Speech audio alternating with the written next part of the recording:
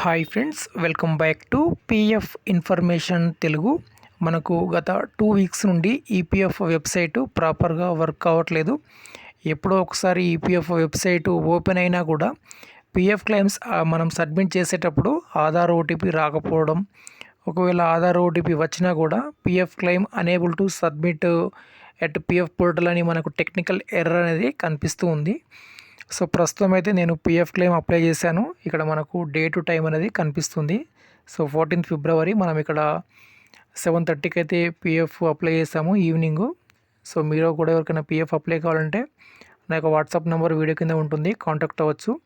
ప్రస్తుతం అయితే PF advance claim అనేది అలానే ఫైనల్ సెటిల్మెంట్ కూడా అవుతున్నాయి. కానీ పిఎఫ్ పెన్షన్ క్లెయిమ్ అనేది సేమ్ మనకైతే అప్డేట్ కావట్లేదు.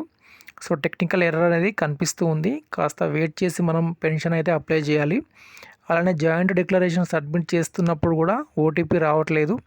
కొన్నిసార్లు అసలు ఫామ్ మనకు జాయింట్ డిక్లరేషన్ అసలు ఓపెనే కావట్లేదు, సర్వీస్ అనవైలబుల్ అనేది చూపిస్తుంది.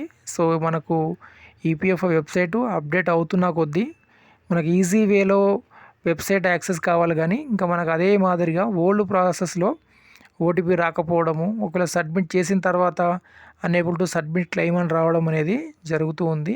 సో ప్రస్తుతం అయితే పిఎఫ్ అడ్వాన్స్ క్లెయిమ్స్ అనేవి సబ్మిట్ అవుతున్నాయి. సో ఇదండి అప్డేటు.